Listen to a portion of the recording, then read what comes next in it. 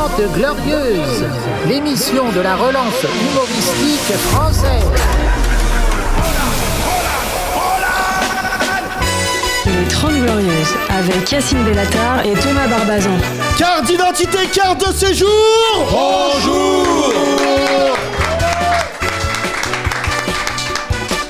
Bienvenue mesdames et messieurs au podcast Les 30 Glorieuses, évidemment émission spéciale aujourd'hui. Ce qui s'est passé au Maroc vendredi, tremblement de terre dans la sous-région de Marrakech. Pour ceux qui sont nuls en géographie, Marrakech, il y a eu des morts mais très très peu. Nous sommes tous très choqués. Vous écoutez ce podcast et vous connaissez nos liens avec cette ville. Ça aurait été ailleurs dans le monde, on aurait été affecté, mais là c'est spécial.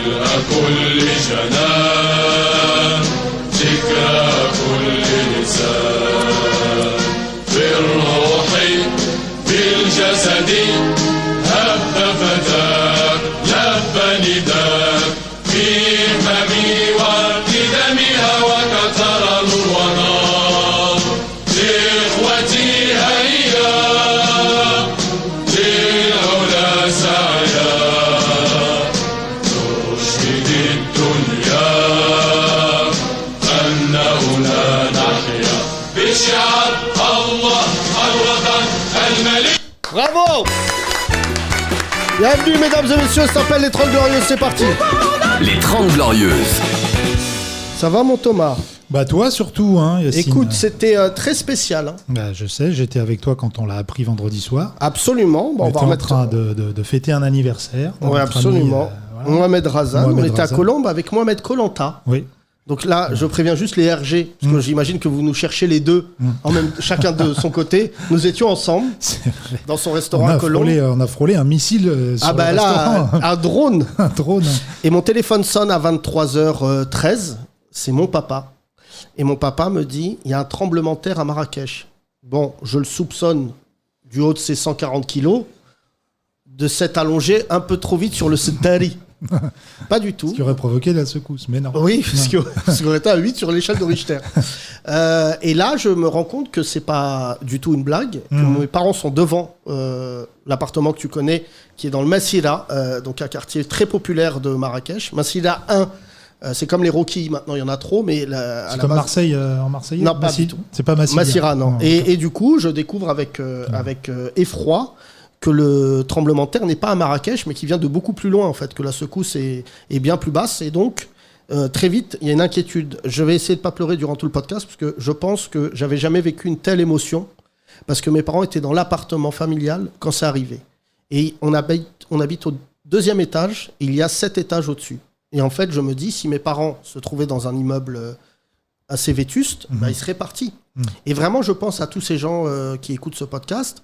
Je le souhaite à personne. Enfin, Dieu merci, comme on dit chez nous, alhamdoulilah, tout s'est bien passé. Mais ensuite, c'est tout ce qui s'est passé, ce qu'on a découvert au fil des heures. Et surtout, qui dit tremblement de terre, dit réplique. Oui. Et en fait, la grosse inquiétude qu'on a eue durant 2 heures, 3 heures, 6 heures, toute la nuit, c'est que j'attendais quelque chose de grave. J'ai parlé à ma mère au téléphone jusqu'à 6 heures du matin. Donc vraiment, je crois que j'ai jamais autant parlé à ma mère de ma vie. Il pouvait pas dormir. Elle m'a dit des trucs méchants, évidemment, sur les 7 heures au téléphone. Elle m'a dit, voilà, bon, t'es en échec scolaire, mais on t'aime bien, tout ça. Et ma mère... Elle a refait tout le passé, du coup. Là, ce qui est marrant, c'est que ma mère a commencé à faire un testament. Ah ouais. Et donc, bon, ça a duré 1 minute parce qu'elle a rien, donc très vite, elle est allée droit au but. Le testamoc, quoi. Le testamoc. Ouais. Et elle a commencé à me dire, faut que tu fasses la paix avec tout le monde. D'accord. Et là, j'ai dit, ah bon, bah maman, j'aurais pas assez d'une vie. Ça va prendre du temps. J'aurais pas assez d'une vie. Et le lendemain, la découverte a été effroyable. J'ai mes parents, donc j'ai tout de suite une pensée pour tous ceux qui ont vécu la découverte effroyable du Maroc, que j'ai appelé gentiment dans un texte l'autre Maroc, c'est-à-dire tous ces Marocains de province, tous ceux qui sont dans ces douars. Les douars, c'est comme si tu me disais, c'est les hameaux, c'est les villages. Et donc ça a marqué beaucoup de gens. Et visiblement pas assez l'opinion publique française, enfin l'opinion publique du moins si, Mais en tout cas, les médias français ont fait un travail absolument dégueulasse depuis 3 jours et nous sommes là pour en parler parce qu'on est passé de l'émotion et le peuple marocain se relèvera de lui-même à la consternation de voir que le jugement qu'utilise la presse française pour parler des banlieues, pour parler des musulmans, pour parler de tout ce qui est différent de ce qui se trouve sur leur plateau, c'est le même tarif. Le roi du Maroc était en France lors du tremblement de terre. Est-ce que tu le savais ? Oui, alors j'ai entendu pour différentes raisons. Peu importe. Oui, peu importe. Il a une sarcoïdose. Non, entendu. Enfin, qu'il ait la maladie de Nicolas Sarkozy, ça le regarde. Mais c'est pas ça. C'est que il était en France. Il rapetisse. Voilà, il était en France. Ouais. Et donc, il est venu se soigner. Il n'est même pas venu se soigner ici, parce que même ça peut être transformé. Et dire, regardez, il se soigne en France et pas au Maroc. J'ai entendu qu'il venait aussi réchauffer les relations avec la France. Non, je sais pas. Non, pas du tout. Non, mais en plus, tout cas, il était là. Il était là et il a pris l'avion le lendemain matin. Et depuis exactement 3 jours, j'ai pas peur de le dire, BFM, en leader, cherche à créer un coup d'État au Maroc. Tu vois, j'ai pas peur des mots, puisque ils disent depuis 3 jours que le Maroc ne veut pas de l'aide de la France. C'est plus compliqué que ça. On sait pertinemment, et moi, plus que les journalistes monocolores qui se trouvent sur ces plateaux, que le rapport entre la France et le Maroc, ces dernières années, s'est refroidi pour des raisons de géopolitique. On peut être pour, on peut être contre, mais notamment sur la question du Sahara. Et sur notamment l'affaire Pegasus. Et qu'en fait, ce sont des chefs d'État. Et contrairement à ce qui se passe dans la vie, tu ne te réconcilies pas entre chefs d'État sans garantie géopolitique. Tu vois, c'est des histoires, voilà. Et en fait, le Maroc a eu la proposition de plus de 60 pays pour venir, en fait, intervenir quand il y a une tragédie comme ça, d'ordre écologique, pour parler d'une autre manière. Et en fait, la France n'a pas été accueillie. Alors nous, on est français aussi, on est franco-marocains ici. On pourrait évidemment avoir comme point de vue le fait de dire c'est pas normal. Le fait déjà de dire c'est pas normal est une forme de condescendance post-coloniale. Est-ce que le Maroc est encore sous protectorat ? Non. Est-ce que le Maroc a l'embarras du choix ? Absolument. Il choisit, il veut travailler avec quel pays ? Est-ce que les pays qui ont été choisis sont des pays qui ont reconnu le Sahara ? Absolument. L'Espagne, la Grande-Bretagne, le Royaume-Uni qui va le faire dans les prochaines semaines, le Qatar et les Émiratis.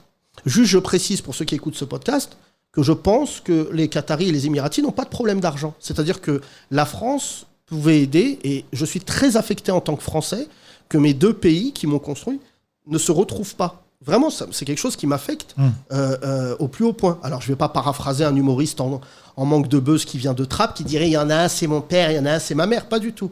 C'est pas « je suis 50-50 ». Je suis marocain et je suis français. Et vraiment, objectivement, je trouve que la diaspora s'est levée comme un seul homme. Je vois des gens sur les réseaux sociaux, ils ne demandent pas l'avis de Macron ou du roi du Maroc, ils y vont. Tu vois, ils y vont dans le respect des traditions, ils donnent des coups de main. Mais surtout, ce qui m'a affecté, ma rage de ouf, elle est contre dorénavant BFM TV. Je connaissais ces gens nuisibles, je les savais racistes. Mais le pire, c'est que je ne les savais pas racistes ignorants. C'est un dégueulis. Là, je viens de voir Alain Duhamel, parce que visiblement, les Duhamel, c'est une concession familiale, BFM. Quand t'as pas Alain, t'as Benjamin. Alain Duhamel, qui s'est fait mettre à l'amende par Hassan II. Ça veut dire que ça vient de loin. Il y avait une interview où déjà Hassan II lui avait expliqué qu'il puait la merde. Je viens de le voir là sur BFM, juste avant de venir faire le podcast. Le traité de dictateur, le traité de cruel. Objectivement, je ne vais pas dire quelque chose. Je connais l'ensemble de l'œuvre d'Hassan II. Je connais aussi bien les côtés tragiques que le côté amélioratif du Maroc sous Hassan II, qui a été un grand roi. Mais aujourd'hui, tu demandes à n'importe quel Marocain de mal parler de Hassan II. Il n'en a même pas les moyens. Enfin, non pas qu'il ait peur, mais juste, tu ne peux pas imposer à quelqu'un de ne pas aimer son monarque ou son président. Et je vois la femme de Jean-Michel Blanquer, parce que c'est quand même son statut, Cavana, qui officie sur I24, dire que le roi du Maroc, Cabana, pardon. Personne ne le respecte, personne ne le craint. Et je dis, mais t'es qui, toi ? On sait que t'es une islamophobe notoire. On sait que ton mari, Jean-Michel Blanquer, quand vous devez dîner le soir, ça va les crépus, t'en penses quoi ? Vous devez chier toute la journée. Et là, maintenant, tu t'attaques à un mec qui est là depuis plus de 1000 ans. J'ai pas été le plus engagé derrière le royaume du Maroc, je dis la vérité, c'est mon pays et tout, mais j'ai jamais été de ceux qui outrepassaient le patriotisme. Je suis hyper patriote, j'aime le Maroc, Mais j'ai un projet plus ambitieux que ça, c'est que j'aime l'Afrique. J'ai grandi avec des Algériens. Le conflit entre le Maroc et l'Algérie, moi, en tant que Marocain, franco-marocain, je ne vais pas y rentrer comme un Marocain local, puisque j'ai des frangins, je suis plus proche de certains Algériens que de Jamel Debbouze, heureusement d'ailleurs. Mais pour te finir l'histoire, c'est que de dire ça dorénavant, ces chaînes d'infos en continu, ils connaissent même pas le respect. Et franchement, ma grande sœur, que j'aime énormément, qui s'appelle Samira Sitaïl, qui est l'ex-patronne de 2M, qui est vraiment ma sœur, hein, je vous dis, je l'ai eue 1 heure avant l'émission. Je connais Samira par cœur, qui est une femme brillantissime. On sait tous comment elle parle. Hier, elle a fait preuve d'une élégance et d'un charisme que je n'avais pas vu depuis bien longtemps à la télévision française. Juste en leur expliquant que le Maroc n'a pas refusé l'aide de la France. Il n'a pas donné suite. C'est pas la même chose. Ça fait partie, pour faire une analogie, c'est comme quand tu réponds pas à quelqu'un et qui dit « tu m'aimes pas ». Pas du tout, j'étais sous la douche, j'étais occupé. La France, et ça me fait de la peine de voir les sapeurs-pompiers de Nice, de voir des pompiers, des gens de la logistique qui dorment dans les aéroports et qui disent « nous on est prêts ». Mais c'est pas parce que tu es prêt que c'est obligatoire. Et objectivement, depuis 3 jours, on se parle avec toi, je savais pas comment j'allais ouvrir ce podcast. Je savais pas comment j'allais tourner. Mais je vais assez peu parler de ce qui s'est passé au Maroc parce que ça serait faire le jeu de la presse française. J'ai failli perdre mes parents. Dieu merci, alhamdoulilah, ça n'a pas été le cas. J'aimerais ici relativiser, les amis. Il y a eu 10 morts à Marrakech, c'est beaucoup. Mais ça n'enlève pas l'horreur. Et c'est pas un titre de comparaison, mais il y a des villages qui ont été rasés. Ça veut dire qu'il y a des gens, un village de 200 personnes, 200 morts. Et vous voyez le compteur des morts qui tourne, c'est dégueulasse. BFM, on dirait le Téléthon du sordide. Ils sont là, ils disent 2500, ils reviennent une demi-heure après, 2516. Et estimez-vous heureux, BFM TV, d'être au Maroc. Parce que je reconnais une force aux Algériens. C'est que si vous faisiez des sujets comme ça tous les 10 minutes, en train de filmer des cadavres, ou de mal parler du roi, du président ou du roi dans les rues, je peux vous annoncer que vous n'auriez pas eu le même traitement. Les endroits dont je te parle reculés où il y a eu le tremblement de terre, c'est des gens qui ne voient même pas quasiment l'habitant de la ville. Je ne sais pas si tu mesures. C'est pas nous-mêmes, quand on était petits, on passait en voiture, on voyait des gens dans ces endroits-là, on se disait mais qui habite ici ? Il y a des gens qui habitent ici. Et tu viens, et parce que BFM TV, tu as un sujet dans 10 minutes, tu filmes un mec devant toute sa famille en train de pleurer. Et à chaque fois que je vois les gens pleurer, et qu'il y a une interview de Marocains, j'entends ce qu'il dit en darija, et j'entends comment ils traduisent en français. C'est même pas ça. C'est même pas ce qu'il a dit, enculé de ta race. T'es même pas capable de traduire dans le bon sens, parce que même son propos, tu veux le changer. Le mec, il a dit 15 fois dans son propos, c'est la décision de Dieu. Alors peut-être que dans ce pays, on ne respecte plus rien, mais les Marocains, hein, la plus belle photo que je l'ai vue passer tout à l'heure, j'ai failli pleurer, c'est un homme qui priait dans les décombres. Il n'y a pas... C'est un fataliste. C'est ça l'islam. L'islam, c'est de dire que quand une épreuve t'arrive, tu l'affrontes. Pas pourquoi, comment, comme nous durant le Covid. Moi, j'ai jamais vu un Marocain qui m'a dit « Ah, le Covid, c'est parce que... » Il y a pas de complotisme. Les Marocains, ils te disent « C'est une épreuve de Dieu. On l'affronte ensemble, on l'affronte pas ensemble. » Là, ce tremblement de terre fait partie des choses que les gens là-bas vont comment dire, affronter de manière mystique, religieuse. Et le mec, tu sais pas pourquoi il traduit « Ah, on attend le roi. » Et dans le doublage, tu sens que le mec, il a un point de vue. On attend le roi, mais s'il vient pas... Mais le roi, que vous compreniez, ça fait rire ici dans ce pays. Tu sais qu'il a un statut religieux, le roi du Maroc. Oui. C'est le descendant du prophète. Et le fait qu'il soit descendant du prophète crée sa rareté. C'est-à-dire qu'en fait, pendant longtemps, les monarques ne sortaient pas. Moi, je veux bien faire un copier-coller avec l'histoire de France. J'ai pas l'impression que Louis XIV, il traînait à Châtelet-Léal. Non, il était très rarement dans les médias. Oui, il faisait un tableau de temps en temps sur un mec qui s'appelle Don BFM, le journaliste de l'époque. Mais là où c'est intéressant, c'est qu'ils veulent que le roi... On l'aime pas. Et ils sont pas contents. Ils sont bougons, les journalistes, depuis 3 jours. Et là, d'insulter le roi, plus que jamais, moi, je le soutiens. Parce que vraiment, objectivement, je me dis, mais mon père du Maroc, il a regardé BFM, il a éteint. Il m'a juste dit, n'oublie pas que tu passes au tribunal lundi prochain. Mais la vérité, il m'a dit, mais qu'est-ce qu'ils cherchent, ces gens-là ? Et mon père m'a dit un truc marrant, il dit, pourquoi tu vas pas sur le plateau ? Parce que là, je vais pas débattre, là. Là, moi, je suis pas Samira, hein. Samira, elle a fait preuve d'élégance. Moi, je les connais et j'en peux plus d'eux. Je n'en peux plus. Sincèrement, ça fait 2 jours que je pète les plombs. Voilà, t'invites des bobos qui ont un riad, il y a une fenêtre qui s'est cassée. Ben, on est sous le choc. Mais l'autochtone, il a tout perdu, il t'a dit. Et il est funky, il est là. Il a perdu sa femme, ses enfants. Il dit, quand est-ce qu'on rebâtit ? On commence lundi. Et toi, t'as une journaliste qui va intervenir en disant, on est bien d'accord que le Maroc ne se relèvera jamais de cette situation. Et l'autre, il dit, bah si, non, on a dit non. Et pourquoi le Maroc ne veut pas que l'aide mondiale arrive en masse ? Pour pas ne donner les images calamiteuses qu'on a pu donner d'Haïti. C'est-à-dire qu'en fait, tu vois tellement d'aide internationale que ton pays, en fait, il est plus attractif. Et la vérité, c'est que le Maroc, il est tellement attractif, et j'ai des associés dans cette salle, que déjà le Maroc avait levé le pied. N'oublie pas, quand je suis revenu ici de vacances, je t'ai déjà raconté quelque chose. On est à 3 semaines du rassemblement du FMI. C'est un événement majeur dans l'histoire de l'Afrique. Le FMI, normalement, il donne même pas l'heure aux Noirs, il leur donne que des dettes. Là, les mecs, ils font le FMI. Tout Marrakech était en travaux, parce qu'ils devaient aborder le mois de septembre. Et mon ami Samir, qui est là, me disait, mais t'as pas compris, en fait. La bonne saison, c'est même plus l'été avec les mecs comme toi de France, les franco-marocains, c'est la pire. Et même les restaurateurs me disaient, franchement, vous êtes tellement casse-couilles, on vous aime pas. La vraie belle clientèle, c'est tout le reste de l'année. Juillet, août, c'est nul, mais tout le reste de l'année, le Maroc, c'est attractif, c'est plaisant. Et sincèrement, je te le dis, pardon, parce que je suis vraiment dans un monologue, parce que je ne veux même pas aller dans les médias, vous allez me dégoûter. Et en fait, c'est comme pour la banlieue. On va finir par vous interdire de venir. C'est pas quelque chose de plaisant. Je suis pas d'accord avec ça. Mais si on vous interdit de venir dans certains endroits, c'est à cause de votre entre-soi de bâtard. L'autre qui, sur BFM, il met une chemise en lin sur un rooftop avec la mamounia à côté, en train de parler et dire de la merde. Mais t'imagines ta petite chemise, et tout à l'heure je l'ai vu, il avait une chemise courte, avec un sac à dos, en train d'arrêter les gens du bled en disant ça va ? Oui, allez, dégage. Et franchement, les artistes qui s'engagent là, c'est un avertissement que je vous donne. Si vous vous amusez à faire des événements pour les Marocains, sans les Marocains, je vous explose. Je vous explose et on va commencer à expliquer que l'opportunité et l'opportunisme, c'est pas la même chose. D'accord ? Que les choses soient bien claires. Que les choses soient très très claires. Le Maroc n'est pas l'estrade sur laquelle tu vas refaire ta carrière. J'ai pas besoin de citer le nom, vous savez très bien de qui je parle. Si tu veux faire du bien, fais-le de manière silencieuse, pérenne et longue. On part pour 10 ans de travaux, on part pour 20 ans de reconstruction. Il y a toute une génération là qui va être emmenée avec ce côté sordide. Dorénavant, la vraie interrogation, c'est de savoir comment les gens de cette montagne, ils vont pas être SDF, ils savent pas où dormir, ils savent pas quoi manger. Et surtout, il y a le froid qui arrive. Depuis tout à l'heure, je m'excite. Mais géographiquement, c'est des gens de la montagne. Et je crois que toutes les montagnes ont le même problème. À un moment, ils caillent. Et le froid, ça serait arrivé au mois de mars, j'aurais un autre discours.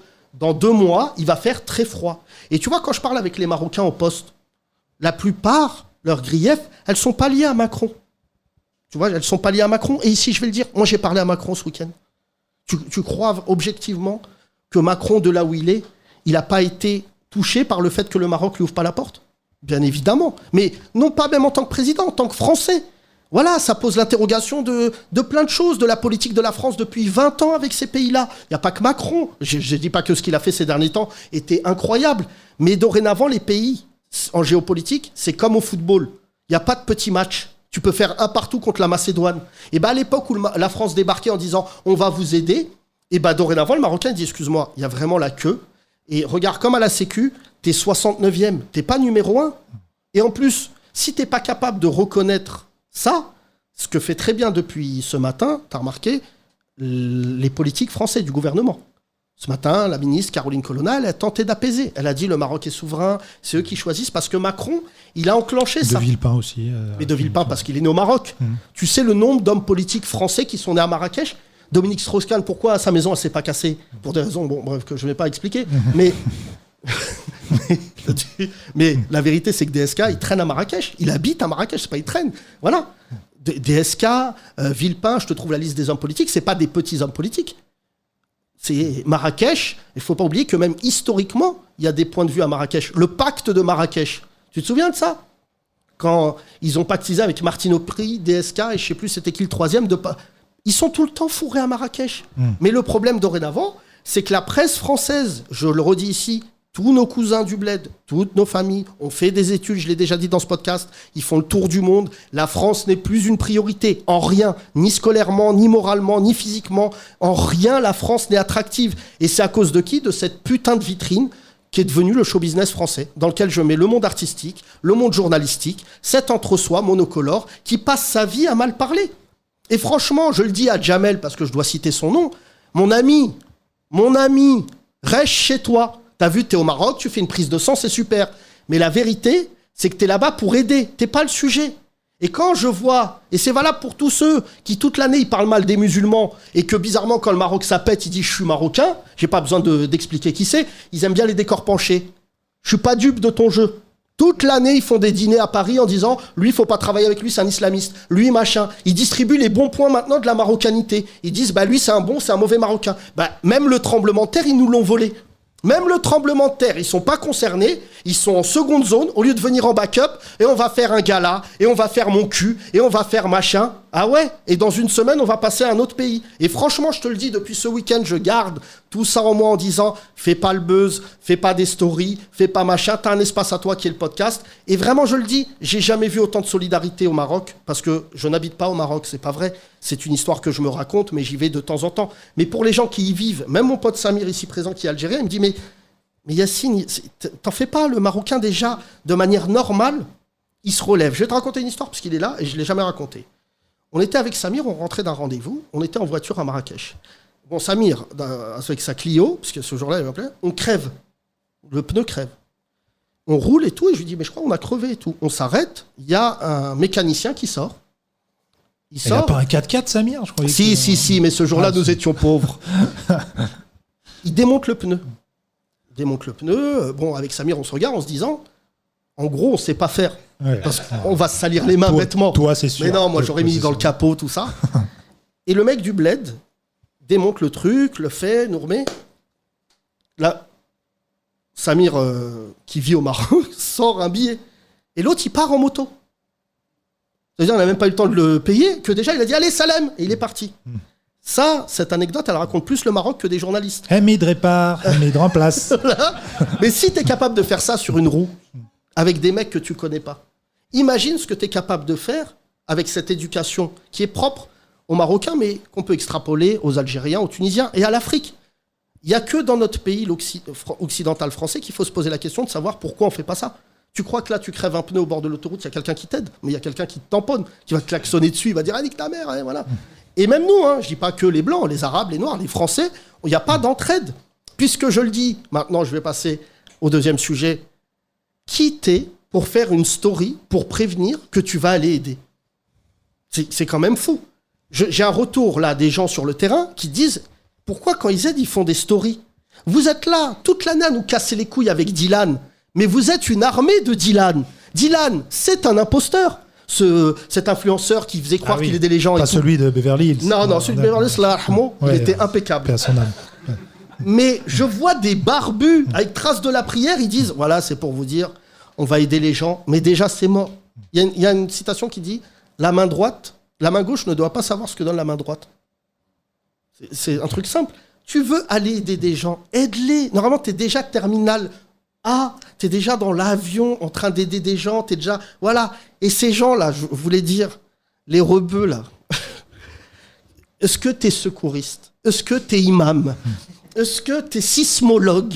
Est-ce que tu peux niquer ta mère ?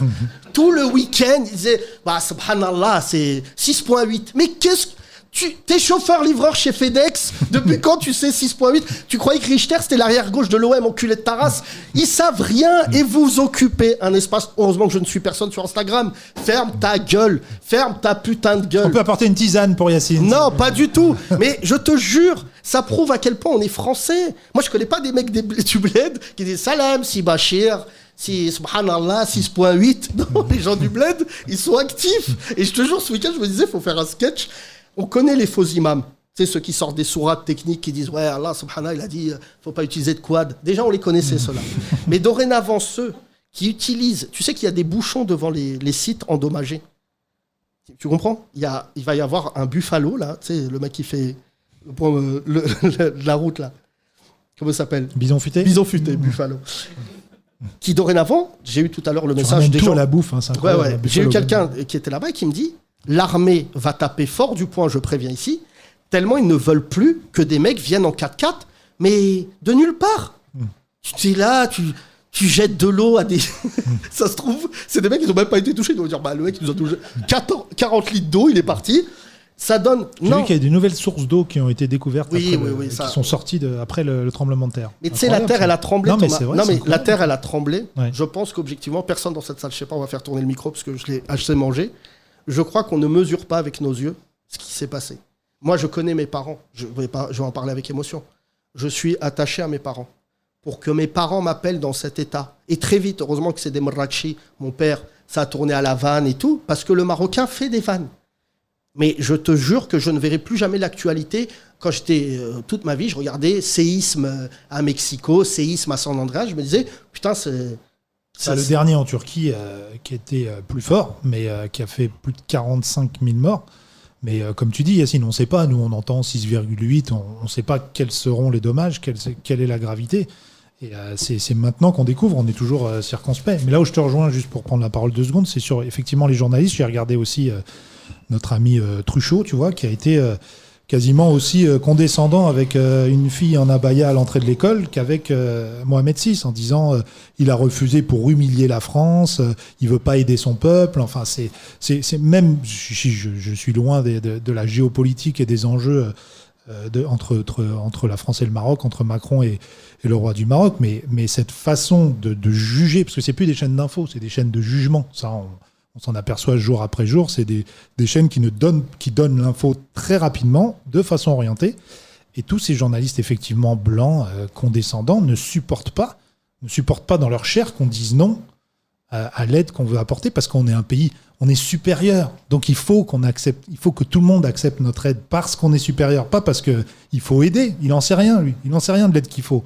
C'est juste, il faut que la France soit supérieure à ces pays. La France doit rester supérieure au Maroc, et donc le Maroc doit accepter la France. Ils ne supportent pas que la France soit maintenant à égalité. Mais ce n'est pas une histoire d'égalité. Non, mais aujourd'hui, la vérité, c'est si tu prends économiquement, le Maroc a un potentiel dont tout le monde peut faire partie. La croissance est supérieure au Maroc. Mais tout le monde... Non, je ne vais pas dire que le Maroc va être supérieur économiquement à la France. Mais la croissance, par exemple, est bien mais supérieure. non, c'est surtout, le rêve n'est pas américain. Dorénavant, le rêve, il est marocain. Je le dis devant mon pote Samir ou d'autres. Moi, mes potes qui partent au Maroc, ils deviennent riches, sans jugement, sans reproche. Ils ne sont pas jugés, ils sont actifs. La France des années 70, c'est celle qui faisait ça. Le problème, c'est que nos parents, ils ont débarqué à ce moment-là. Donc, il a fallu à peu près 25 ans, pour pas dire plus, pour que nous, on rentre dans le capital. Et encore, on est très peu. La plupart d'entre nous, on est déjà très heureux de rentrer dans une classe moyenne supérieure. Mais avec ce qui arrive, nos enfants, le métissage, ce que tu veux, bien sûr que dans les années qui viennent, vous allez voir des mecs de banlieue, leurs enfants, nos enfants en tout cas en l'occurrence, devenir ultra riches. Et ils diront, ah, mon père, il venait d'une cité, il a déjà donné un niveau de vie, ce qui est le cas. Tous les gens, moi, que je connais, que je côtoie, même le pire des mecs de cité que je connaissais, je ne vais pas citer son nom, Eddie Sylvestre, il a acheté un pavillon, il a 5 chambres, il travaillait à la RATP. Déjà, frère, tu multiplies par 5 le nombre de chambres. Tu vois, Eddie Sylvestre, c'est un mec, je raconte sa vie, il vivait aux Indes, avec une mère célibataire, son père, il était à New York. Aux Indes à Sartrouville. Là, oui, c'était des Indes, oui. Mais ce que je veux dire, c'est que c'est déjà magnifique ce que nous, on a construit dans ce pays. Après, il a eu des grosses primes de risque parce qu'il faisait le bus de nuit. Ouais, donc, mais juste pour revenir à ce que je te disais, le rêve marocain, je suis pas en train de te vendre un truc, j'allais dire communautaire. Tu vas au Maroc aujourd'hui, t'es un actif, tu travailles bien, t'es un mec raisonnable, t'as même pas besoin de diplôme, c'est les 30 Glorieuses. Tu vois, c'est... tous les jours, il y a des Marocains qui sortent, des Algériens, des Franco. Je suis pas en train de dire... et ils arrivent, ils se disent, ok, je fais mon business, ok. Ça, la France, elle peut pas te le permettre. C'est impossible, parce que dès que tu vas commencer à être riche, tu vois, il y a la série sur Bernard Tapie qui va sortir. Alors, bon, visiblement, elle est un peu déplorable, mais la série sur l'histoire de Bernard Tapie, crois-moi que n'importe quel mec de banlieue, elle résonne en lui. Si Bernard Tapie, qui s'appelle Bernard et Tapie, ils lui ont fait ça, mais si un rebeu, il rentre dans cette sphère-là, et qu'il arrive, je te dis n'importe quoi, même femme voilée, pas voilée, bah là, frère... Bernard Tapie volant. Oui, Bernard Tapie volant, exactement. Mais tu vois, sincèrement, ils connaissent même pas le sujet. C'est pour ça que je suis ravi, on n'a pas besoin de te parler, toi et moi, mais je suis écœuré. Et c'est un sentiment que j'avais pas. Samir, il me dit tout le temps, viens au Maroc, vas-y, viens passer un an ou deux ici. Les fachos aussi, ils te le disent beaucoup. Ouais, non. Va au Maroc. Mais j'avais pas, je dis pas que c'est le cas de Samir, mais j'avais pas ce sentiment d'être écœuré de la France. Là, ça fait 3 jours... Il y a encore des cadavres, ils sont enfouis. Et toi, tu es capable de dire, le roi du Maroc, il n'est pas légitime. Mais je vais dire quelque chose. Moi, Macron, je m'en bats les couilles dans ce podcast. Vous dites ce que vous voulez sur lui. J'en ai rien à foutre. Je le côtoie, je lui parle. Et je trouve ça plutôt sain que des gens le contestent. Mais quand je vois les images de la Coupe du Monde de rugby, d'un coup, le buzz, c'est que tu siffles le président de la République. Mais gars, c'est même pas sain. Le monde entier a vu ces images-là et se disent, mais c'est un pays de bouffons. Vous êtes des bouffons. Vous êtes tous des bouffons de croire qu'à un moment, ça... Il a failli faire un doigt à un moment. Mais non, mais tu sais, Carl Olive, ce qu'il a dit, évidemment, vous avez le droit de le siffler. Mais ce que je vous dis, les amis, c'est que moi, je suis même favorable. Moi, je suis pas favorable. Là, il lui reste 4 ans. Il va partir après. Moi, je pense que la France, l'éducation de la France, le respect qu'on avait, il est mort. Il est mort pour Mélenchon, il est mort pour Macron, il est mort... Dès que quelqu'un parle, ah ouais, de quoi tu parles ? De quoi on parle là ? Tu parles à des chefs d'État maintenant, tu le siffles comme si c'était Ouham-sur-Seine à Béziers. Laisse-le. Même toi, à Béziers, c'était... J'ai eu une standing ovation parce que les gens étaient pressés de partir. Mais gars, c'est le président de la France. Ouais. Il vient, il lance une Coupe du Monde de rugby. Qu'est-ce que tu viens lui dire ? Ouais, mais les gilets jaunes, ils sont taxés. Ouais, il y a plein de manifs. Toute l'année, tu peux le dire. Et en plus... Moi, je suis très mécontent du traitement qu'on a fait des manifs et tout. J'avais honte, ça me faisait mal au cœur et tout. Mais là, on donne une image de nous qui est déplorable. Et je te jure, j'ai un pote à moi, il m'a envoyé un message de Dubaï qui est d'origine marocaine. Il me dit, regarde, toi, tu veux tout le temps croire que ça va changer. Le problème, c'est plus Macron. Le problème, c'est nous. Et objectivement, les médias, ils ont cassé ce pays. Je te jure, ils ont des comptes à rendre. Et même CNews, ils en ont pas parlé. Même CNews, ils n'ont pas eu ce traitement sur le Maroc qu'a eu BFM, parce que BFM, dans leur tête, tu sais que pour eux, ils sont bien éduqués par rapport à CNews. C'est ça le pire. C'est-à-dire vraiment, il y en a un, il a 8 de moyenne, d'accord ? Et il dit que celui qui a 6, c'est un golemon. Mais toi aussi, t'as pas la moyenne. Et tu vois, je te donne un exemple. Tu sais que ça appartient à un Marocain, BFM. Drahi est un Marocain. C'est un juif marocain. Le gars, ça lui vient pas à l'idée de leur passer un coup de fil, et en tant que juif marocain, je dirais même l'inverse.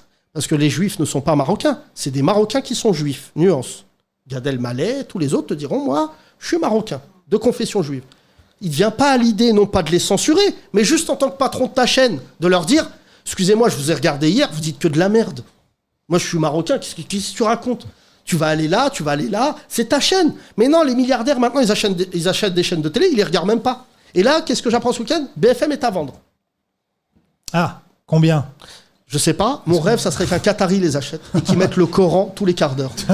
Voilà, en gaulerie. On va faire tourner le micro, merci, vous avez été très patient avec moi. On va commencer par là. Il y a eu une punchline de Zemmour qui a dit nous renonçons à la France-Afrique, il faut refuser la France africaine. Pas mal ou pas ? Pas mal.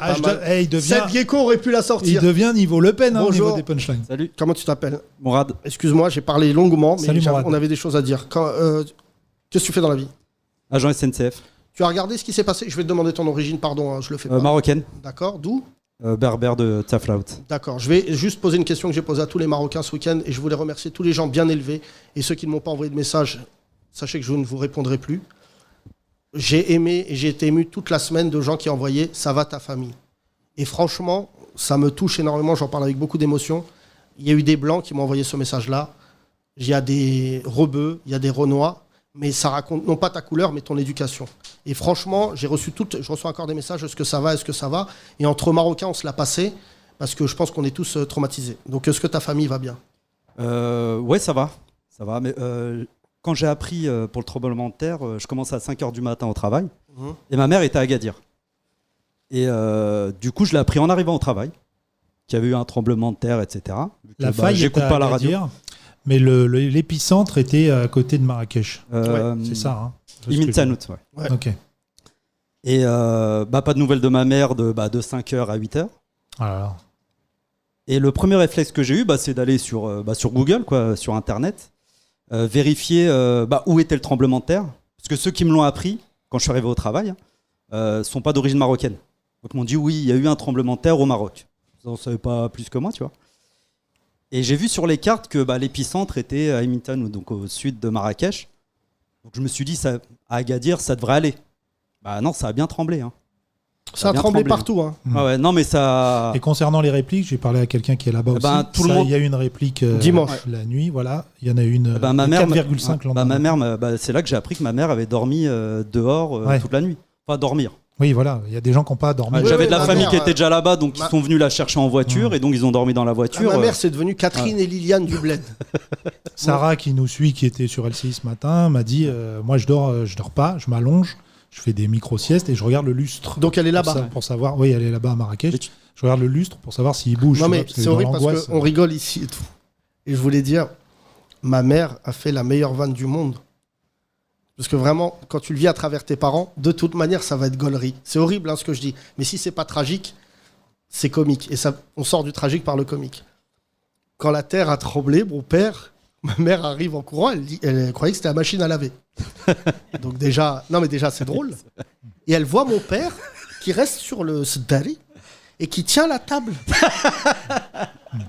Et qui dit, ça doit être mon portable qui vibre. Je sais pas, mais nos darons, enfin, je fais le malin parce qu'on est là, mais je pense que tous, tu cherches d'abord un truc rationnel. Et alors nos parents qui sont vraiment des gens rationnels, rationnels, Non, rationnel. Rationnel. rationnel. je pense que vraiment nos darons qui sont des pragmatiques, voilà, se disent normalement, c'est pas possible. Et je Oui. te jure que quand ils ont dit tremblement de terre, pardon, Samir qui est devant moi, mais déjà on s'est parlé de vendredi soir en disant, ils abusent quoi. Tu sais, tremblement de terre, pour moi, c'est la faille de San Andreas. Ça veut dire, Ouais. d'un coup, je vois le Maroc s'ouvrir, du feu qui sort, Belzébuth. J'étais dans un délire. C'est sur 9, il faut rappeler l'échelle de Richter. C'est pas sur 10, c'est sur 9. C'est sur 9. Donc 7, c'est beaucoup. C'était 8 en Turquie. Donc Mais 7, alors, c'est il y a un pompier qui est venu ce matin. Ce que j'aime vraiment, c'est les pomplards qui sont venus sur BFM. Et tu sais, eux, ils sont pas dans le sensationnalisme. Ils connaissent.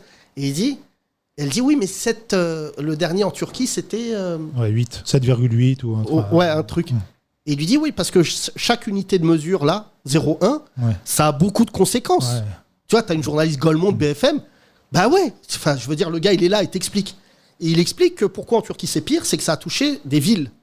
Parce que là, ce qui fait que ça serait arrivé à Marrakech, je pense objectivement que ça aurait été d'autres chiffres. Tu vois, c'est ça. Quand c'est arrivé à Al-Hoceima, c'était conséquent. Tu vois, c'était des gros chiffres. Mais la réalité, Agadir aussi, je crois. Mais t'as des normes antisismiques sur Agadir que t'as Ouais. renforcées. Depuis Non, mais le depuis séisme de de 63. 1960. oui, mais tu sais ce qui est marrant? On m'a dit ce matin que la terre a tremblé à Marrakech, je vérifie, il y a 120 ans. Ça fait 120 ans. Moi, je croyais connaître le Maroc. Dieu merci, on apprend tous les jours. En fait, le Maroc tremble. C'est pas un endroit... C'est Atlantique. Hein, de toute Ouais, façon, mais non, mais tu vois, parfois. moi, j'étais assez naïf, je me disais, ça arrive qu'aux autres et tout. En fait, il faut accepter l'idée que le Maroc est un pays qui a des catastrophes naturelles, tu vois. Et ça met un peu d'humilité parce que malheureusement, tu vois, il y a plein de choses. Il y a les conditions de construction antisismiques. Bah, t'imagines le Maroc, les gens que tu vois dans ces villages-là, ils construisaient des maisons en sable. Et c'était déjà beaucoup. Et donc, le jugement de la France en disant, oui, mais pourquoi? Mais parce que nique ta mère. Parce que les mecs, c'est des villageois, que ça a été construit il y a 80 ans. Il y a des trésors patrimoniaux qui ont été ensevelis. Tu vois, des mosquées Patrimonial. Non, je déconne. qui ont été emportés, tu Ouais. vois, et qui étaient des mosquées dont l'architecture était, tu vois, l'architecture, ce que ça racontait, Millénaire. étaient des trésors, ouais. Et tu vois, et aujourd'hui, ça, on les retrouvera jamais. Et c'est aussi ça, j'ai vu, ce qui est beau, les gens qui sont dans ces villages-là veulent pas partir. Ah non. Tu vois, ça s'est enseveli. Tu vois, leurs enfants, leurs paris, leur père, leur mère sont morts, et ils dorment à côté du site. Et tu vois, moi, je me disais, mais quelle résilience. Tu vois, moi, j'aimerais pas vivre sur le lieu où il y a eu un drame. Et en fait, hier, je parlais à un homme politique marocain, il me disait, ah non, non, non. Le Marocain, il est attaché à son contexte. Crois pas que... Oui, il va y avoir des tragédies, tout ça, si on n'agit pas vite, avec des gens qui devront trouver un moyen de manger et tout. Et en plus, c'est des gens qui se nourrissent au jour le jour. Tu te réveilles le matin et le soir... donc ils me disent, aujourd'hui, c'est ça qu'on doit cerner. Et tu as employé le mot résilience à bon escient parce qu'on l'entend beaucoup depuis quelques jours, mais on l'entend, là je l'ai entendu ce matin avec un hôtelier qui a perdu son hôtel au Maroc, malheureusement, bon, il n'y a pas eu de victime, et qui dit la résilience de cet hôtelier, mais l'hôtelier il a une assurance, et lui-même a dit, moi je suis pas à plaindre, c'est des gens qui sont... voilà, qui ont eu leur vie détruite, mais employer le mot résilience à tout bout de champ pour, comme tu as dit, un touriste qui était sur place dans un riad et que... Mais même le touriste, je vais dire un truc, il a rien demandé, Mskin. Ouais. C'est-à-dire, c'est la chaîne d'infos qui te fait monter l'idée d'un jugement qui n'est pas similaire. Que l'autochtone qui meurt, à la limite. Mais ça montre aussi. Mais tu Michel, non, mais Michel, il prend la Macha parole. Merrill, par exemple, t'as entendu parler Mais de je ce m'en qu'elle bats- a dit. non, mais j'en ai rien Non, à mais foutre. tu vois, t'interviews une actrice. Mais Camille Lelouch, On croyait qu'elle était morte depuis 27 ans. Macha Merrill, elle arrive, elle dit oui, le Maroc, il y a des régions arriérées. Elle a employé le mot arriéré. Arriéré. Tu vois. Et tu fais passer des Mais gens frère, comme ça à la ce télé. matin, la chemise en lin, là, Oui. il interviewe une Marocaine. Il lui dit, les Marocains, ils sont comment à Marrakech? Parce que normalement, le Marocain, il est volubile. Il est volubile. Qu'est-ce que Je tu... savais pas. Mais Ça veut Tintin dire- au Congo. Il vole. Mais non, Ça veut dire mais qu'il est volatile. Tu sais, il est là, le Marocain se réveille le matin, il est content, il sifflote. Genre, il n'y a personne qui fait la gueule à Marrakech. Mais. Non, mais c'est ce non, Alors mais... que le singe de Jama Efna, Oui, franchement, il qui est rigole pas. peut-être le plus grand, la plus grande victime collatérale de ce tremblement de terre, qui va plus voir de Bah touristes, oui. qui va se mettre à boire. C'est vrai. On n'y pense pas à ce singe de Jama Efna. Est-ce que le singe ou le cobra, il a une assurance? Est-ce qu'il va toucher le chômage technique, le singe? Non mais vraiment, je te jure, c'est la première vanne que je fais. Ça fait 2 jours que je rigole avec des potes qui me disent t'inquiète et tout. Je voulais dire aux gens qui m'envoient des messages, ne regardez pas ces vidéos comme vous regardez d'autres vidéos tragiques du monde. Regardez ces vidéos-là, c'est ce que fait BFM, c'est du sensationnalisme. Et tu peux pas bien le vivre. Ça t'affecte forcément, tu fais un transfert. Moi, quand je vois les enfants, ça me bousille le cœur, tu vois. Et en fait, j'annoncerai quelque chose, on finira là-dessus. On va agir de notre petit podcast, mais je sais que j'ai 3500 bras. Enfin, ça veut dire 7000. Enfin, peut-être qu'il y en a qui nous écoutent. Oui, j'ai déjà croisé des auditeurs qui n'avaient pas de bras. En tout cas, à peu près. Mais on va faire quelque chose. Même Rachid, il en a, mais il peut pas s'en sortir. Bon, bref. Est-ce que Rachid a des bras? Bon, c'est un autre podcast. Mais la vraie question, c'est que, en fait, la communauté, moi, ce qui me choque, pour te répondre sur quelque chose, c'est que c'est marrant. Il y a des gens, ils ont 900 000 followers. Et tout ce qu'ils trouvent à faire, c'est relayer une cagnotte. Mais moi, j'aurais 900 000. Mais la tête de ma mère, je construis des villages. Tu sais même pas utiliser ta communauté. Tu utilises ta communauté pour vendre du truc brillant pour les dents, pour acheter FIFA, et t'es pas capable de dire, parmi vous, j'ai besoin de 100 000 personnes. Lever 100 000 personnes, c'est... Parce qu'il y a écrit follower, donc normalement, ils te suivent. Par conséquent. Et je les vois, je te jure, je donnerai pas de nom, mais ça va être mon prochain sketch. Casse-toi avec ta communauté, dégage de là. Moi, je connais des mecs aujourd'hui, ils ont même pas Instagram, ils travaillent dans une mosquée ou ailleurs, tu vois. Ils sont capables de lever une armée. Vraiment, ils lèvent une armée. Moi, je le dis, mais j'ai des gens aujourd'hui que je côtoie, que je suis fier de les côtoyer, parce qu'ils disent, t'inquiète pas, va. Je vais passer 10 coups de fil, qui vont passer 10 coups de fil, nique sa mère les réseaux sociaux, machin. Avec la cagnotte, mettez le truc bleu, là. T'as vu le thermomètre, là? Je leur mettrai dans le huc. Ah, on est bientôt. Mais c'est même pas ton oseille. Tu vois, franchement, c'est même pas ton oseille. Les imams, ils ont un seul follower, mais c'est Dieu. Donc ça vaut tous les followers. Non, c'est du plutôt eux, les followers pardon. d'Allah. Mais il y a des choses qui se sont levées spontanément. Bah, je vois à Mantes-la-Jolie où j'habite. Bah, il y a des collectes, mais on ne sait même pas quoi donner en fait. Il y avait des gens qui ramenaient même des appareils électriques.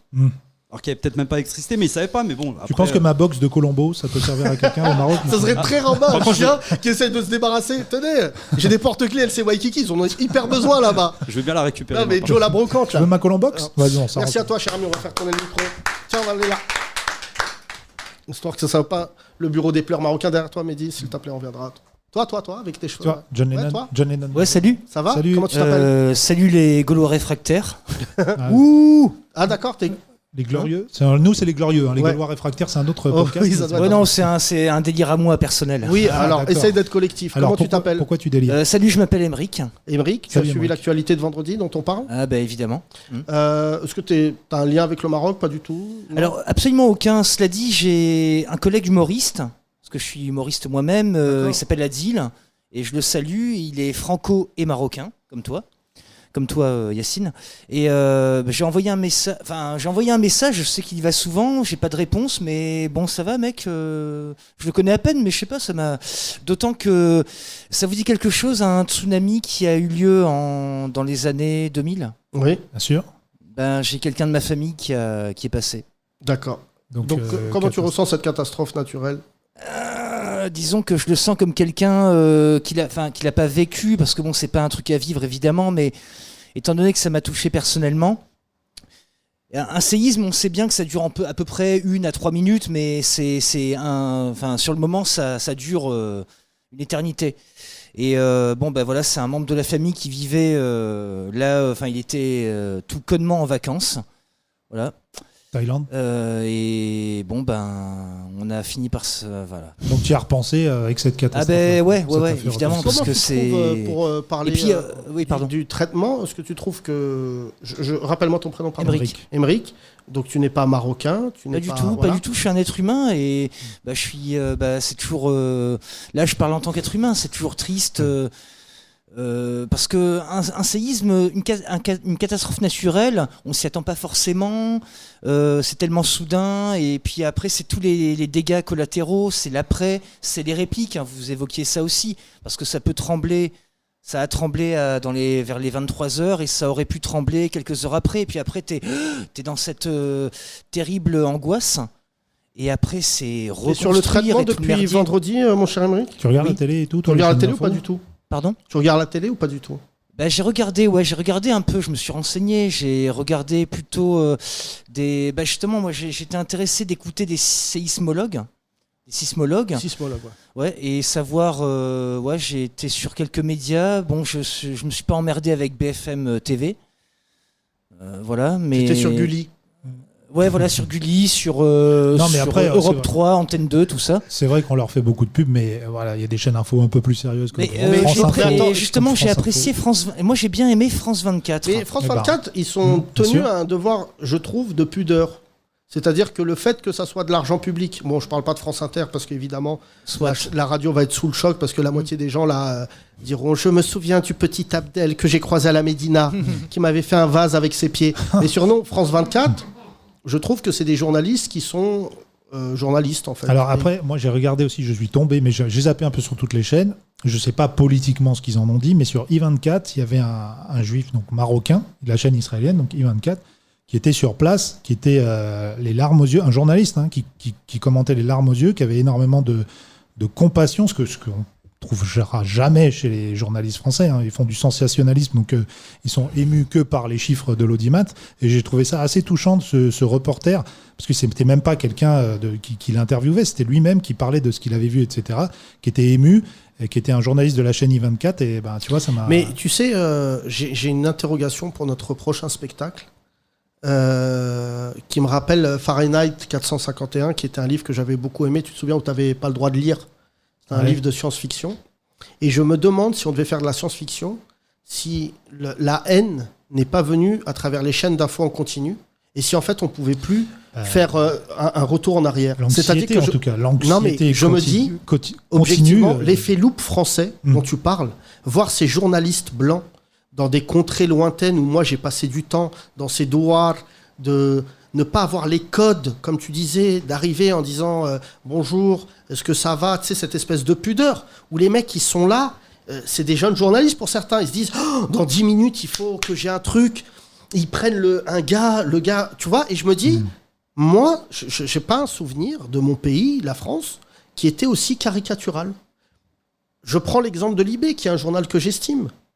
Ils te sortent en une, tu vois. C'était en une le dessin là Non, c'était pas le dessin. Je te donne, comment dire. Ils ont fait un dessin dégueulasse. Hein. Oui, de Coco, mais c'est Maroc, aidez-nous, ouvrez les guillemets, aidez-nous, nous mourrons en silence.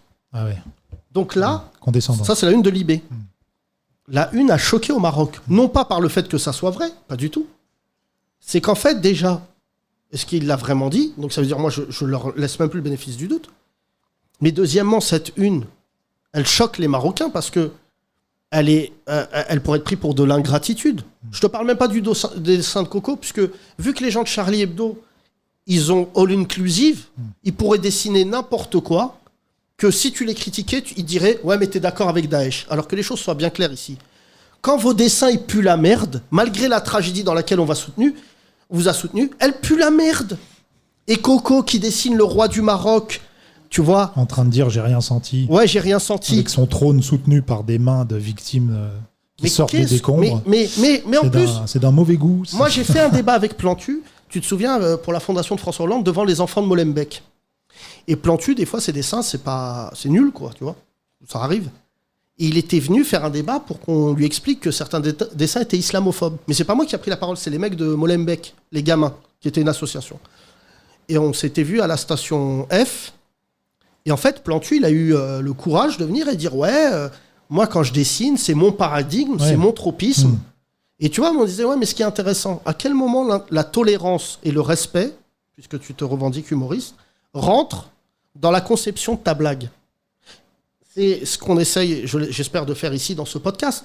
Vous avez remarqué qu'on a ri de tout. Je la fais ici parce qu'elle m'a fait rire, et quand j'ai eu Boudère, je lui ai dit, est-ce que c'est Wahid qui s'est retourné dans sa tombe? C'est vrai que c'est drôle. La question, elle est dans la temporalité. Je pense que ça l'aurait fait rire. Mais Wahid aurait dit t'es un bâtard, Yacine. Mais moi, je fais des blagues, et Boudère, il m'a répondu un truc, il m'a dit, je savais que t'allais aller en enfer, mais je cherchais le prétexte. Ce qui est drôle, les amis, dans cette construction de blague que je viens de vous dire, même si c'est une discussion avec Boudère, c'est qu'on sait que la personne qui l'apporte n'est pas mal intentionnée. Coco, quand elle fait son dessin, c'est malvenu parce que c'est pas marrant. La promesse du rire, elle est numéro 1 dans une blague. Est-ce que c'est drôle? Gaspard Proust, vous le détestez de plus en plus. Pourquoi? Parce que c'est même pas drôle. Mais ce dessin-là, il est malvenu, il est de mauvais goût. Alors évidemment, pour que ça soit clair, personne ne souhaite malheur à Coco, qui a déjà été traumatisée par ce qu'elle a vécu. Mais par ailleurs, il serait peut-être temps de se poser la question, est-ce que tu es dans le rythme de l'époque? Jamel Debbouze n'est pas dans le rythme de l'époque. C'est pas grave, il reviendra par ailleurs, il viendra autrement. Mais un humoriste, comme la musique, tu vois, aujourd'hui, tu entends des sonorités des années 80. Bon, là, on a fait un tour de la musique et Bruno Mars a repris tout le catalogue et la sonorité des années 80. Mais il y a des trucs qui sonnaient 80s, il y a des trucs qui sonnaient 90s. Il y a des sketchs aujourd'hui, tu dis, ça, c'est un contexte et une époque. Muriel Robin ferait le sketch sur le noir, mais aujourd'hui, il y aurait une levée de bouclier, alors que je trouve le sketch marrant. Mais c'est ça qui sauve le sketch, mais il est effectivement très raciste, mais il est marrant. Ouais, mais c'est marrant. Ouais. Tu vois, mais aujourd'hui, la vérité, c'est que les gens, ils veulent tellement choquer, plus que faire rire, que dorénavant, ça te donne une armée de gens qui vont te faire mal. Que ce soit les journalistes ou que ce soit d'ailleurs les humoristes. On en a connu. Ouais, on en a même employé. J'en parle ici. Je ne ferai pas de vanne sur Wahid publiquement, parce que le contexte ne s'y prêtera pas, parce que l'ambiance ne sera pas la bonne, et parce que cette blague, dans un podcast de manière posée devant des gens qui connaissent le délire, ils l'acceptent. Ouais. Tu l'as fait, t'arrives dans une soirée, il y a 4000 personnes, tu l'as fait, mais les gens, ils ne connaissent pas, ils vont dire ouais, c'est vrai. C'est vrai que le dessin, du coup, de presse est beaucoup relayé, et donc il n'est pas comme un mais la meilleure chose que j'ai entendue sur Charlie Hebdo, pourquoi à l'époque les gens n'aimaient pas, pourquoi les gens à l'époque n'en voulaient pas à Charlie Hebdo, c'est que tu passais devant un kiosque, il y avait Charlie Hebdo, mais tu l'achetais pas. Le problème dorénavant, c'est que Charlie Hebdo, via ses dessins, vient à toi. Oui, c'est ça. La plupart des gens n'achètent pas Libé. Pourtant, vous avez vu le dessin. Parce que le dessin, il est venu à toi. Et toi, c'est comme si on t'imposait un humour. Tu vois, c'est comme les gens et le cercle vicieux, c'est que plus ça va être choquant, plus ça va être repris. Oui, et surtout aujourd'hui, soit par indignation. C'est comme nous avec Abaya Split, qui, je tiens à te le rappeler, fait des scores hors normes. C'est immonde. C'est immonde. Je vous déconseille de le partager. Mais tu sais, je vais te dire quelque chose pour les fachos qui nous écoutent en cachette, parce qu'ils m'envoient des messages. La manière dont Charlotte nous filme, les gens qui sont là, la manière dont on rigole. Bon, je suis très tactile quand il y a des blagues. Donc du coup, ça crée un contexte et une sympathie à notre égard. Un mec le ferait dans sa chambre, aurait le regard vénère, on n'aurait pas autant de... Alors que le texte serait quasiment le même. Et bah, aujourd'hui, c'est pareil pour le dessin. Avec le même texte, tu peux avoir complètement une différence de point de vue. Dixit, CF, le facho qui a repris ma vidéo des lacs du Connemara, qui a coupé ma dernière phrase et qui en a fait un hymne de facho pour les fachos qui ont très bien compris que c'était quand même pas du premier degré. Alors j'en ai un très marrant, pardon, parce que là c'est vraiment personnel, mais tu es peut-être nouveau dans ce podcast qui est très marrant. On me l'a envoyé tout à l'heure. Je tenais à dire, il y a un facho qui dit « C'est fou comme Yacine Bellatar essaye à chaque fois, par des multiples attouchements, de s'approprier le travail et le succès de l'autre zigoto à côté de lui. » Réponse d'une femme exceptionnelle qui dit « L'autre zigoto, c'est son producteur, mais ok, baltringue. » On peut l'applaudir. Zigototo, vous pouvez m'appeler si vous voulez. On va conclure avec toi, mon cher ami. Émeric, tu es humoriste? Ouais, d'ailleurs. Pardon? Tu commences dans l'humour ou ça fait quelques années? Ça fait depuis 2009 que je fais de l'humour, que j'écume les plateaux d'humour, mais je suis surtout chroniqueur radio. Chez qui? Chroniqueur sur Armada TV, puis sur Radio Dégénère. Oula, chroniqueur, c'est quoi, ça humoriste, On peut sniper. regarder tout de suite si c'est des Mais radios Yacine, on d'extrême a un droite. pote en commun. Comment il s'appelle? C'est un gars qui un jour t'a abordé dans la rue. Il t'a demandé: bonjour monsieur, vous auriez pas une petite pièce, c'est pour m'acheter une Ferrari? Piéton. Piéton. Eh ouais. Ah, tu vas me faire incroyable. pleurer. On s'est rencontrés à l'époque, c'est un peu un Devos du slam. Hein. Piéton Ouais, est un magnifique. troubadour des temps modernes. Magnifique Piéton. Non, mais Surtout, c'est- Piéton est un. Et il était SDF. dans ton émission, ouais, il est surtout SDF, mais c'est par choix. Est-ce que tu as et- des nouvelles? Ouais. J'imagine que ce crado n'a pas de portable. Si. Bah, C'est comme vrai tous les SDF, maintenant tous les SDF, ils ont un portable, Ouais. ils ont même un Franchement, je smartphone. te dis quelque chose. Ça, c'est un bon début de sketch. Eh ouais. Alors, c'est vrai qu'on Et a donc, perdu le tu sais contact. raconte tu sais l'histoire comment de je l'ai perdu de vue. On se croisait dans les années entre 2009 et 2011. On se Ouais. voyait assez souvent. À l'époque, il y avait moins de plateaux d'humour et donc j'allais sur les plateaux slam et j'arrivais avec mes chroniques déjantées sur l'actu. Et c'est là où j'ai rencontré Piéton. Et on a sympathisé. Je l'ai parfois hébergé chez moi 2-3 nuits, en tout bien tout honneur évidemment. Et la dernière fois que je l'ai vu, il était dans le métro. Et comment il commence, un peu comme il a fait avec toi, mais là c'était différent. Sur les rails: bonjour mesdames et messieurs, auriez-vous une pièce? C'est pour m'acheter de la drogue. C'est Waouh, marrant. comme ça. Piéton, pour raconter Et- l'histoire assez rapide. Rue de la Roquette, mois de mars. Je sais plus, j'étais pas avec toi. Mars, un SDF m'aborde et me dit: il me faut une pièce pour m'acheter une baguette car je veux manger, car j'ai du caviar. 2009. ouais, ça. Et là, je dis: il est très gaulerie, lui. Et Ouais. après, je me suis caché derrière une voiture. Il a dit: madame, j'ai une Ferrari, il me manque 1 euro pour faire le plein d'essence. J'ai dit: il est très gaulerie. Ouais. Et je suis allé vers lui, je lui ai dit: est-ce que ça te dirait de faire de la télé? Et là, il m'a regardé, il m'a dit: pousse-toi. Il m'a dit. Et je lui ai dit: j'ai une émission de télé. Et tout, un peu vexé qu'ils me reconnaissent pas, parce que dans ma tête, à l'époque, j'étais Zidane. Et je lui ai dit: écoute, prends mon mail et envoie-moi un mail et on va bosser ensemble. Et il m'a dit: d'accord, je vais aller au McDo, ils ont le Wi-Fi, t'auras un mail jeudi. Déjà, il avait prévu. Et donc, il est venu dans notre studio. À l'époque, on était à la Plaine Saint-Denis. Il est venu donc en SDF, ce qu'il est. Il s'est fait recaler par notre sécu qui ont dit: il y a un SDF qui dit il fait partie de l'émission. Il est rentré avec une odeur entre le desktop et le Big Mac. Et ce cher Thomas, qui a un cœur colossal, voit Piéton, qui à l'époque, il lui manquait une dent là, une dent centrale, rof. Et on parle avec lui, et on lui dit: mais tu fais quoi? Il dit: je fais du slam. Et il se met à parler, et alors, ça a beau être un SDF, son élocution le rend beau.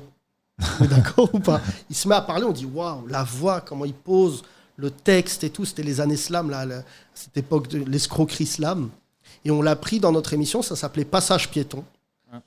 Et il en a fait quelques-unes, dont une qui a fait pleurer Jean-Marie Bigard, tu te souviens? Ah oui. Ouais, Bigard, il avait été ému, parce qu'on avait raconté Bigard l'histoire est un de- grand sensible. Ouais. Et on avait, je sais Et pas, tu l'as eu sur le Move aussi. Oui, Oui, j'en t'avais ton émission. J'en raconte jusqu'au bout. Et Pardon. le lancement de Piéton, c'était Piéton, soit il fait un carton, soit il dort dedans.